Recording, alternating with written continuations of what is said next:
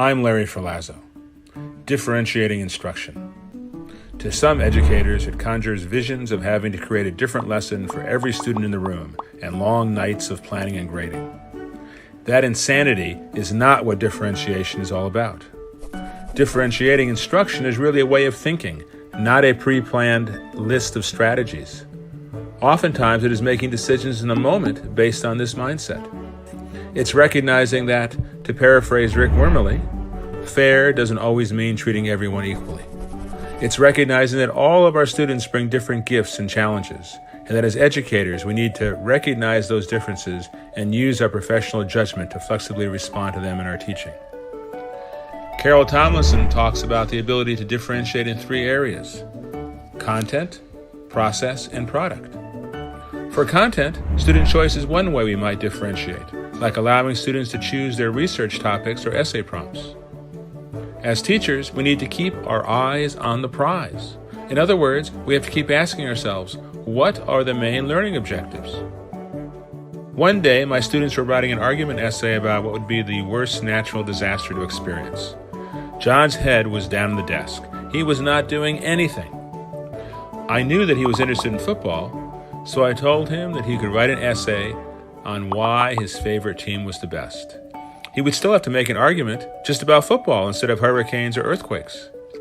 His eyes lit up. He got to work and wrote what his mother later told me was the first essay he had ever written in school. He had followed all the guidelines of a good argument essay. The prize, in this case, was learning to write an argument essay, not learning to write about natural disasters.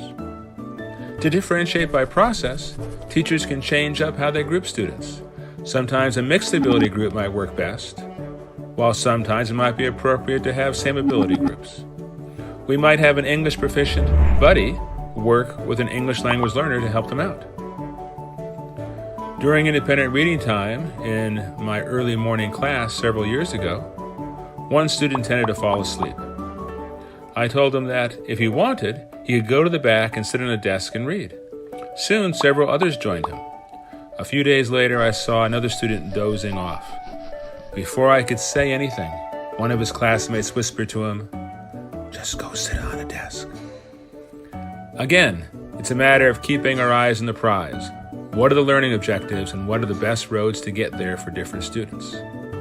Teachers can also differentiate by the type of product students create. The major demonstration of learning doesn't always have to be an essay or a multiple choice test.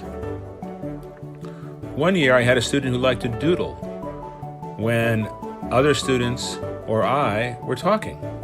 I told her it was okay as long as she was doodling about the information we were discussing. She built on those doodles to create a final project that brilliantly and visually represented all the key points we had covered. When I give tests, I often give students an extra blank page where they can write anything else they remember about the topic being tested that they think is important.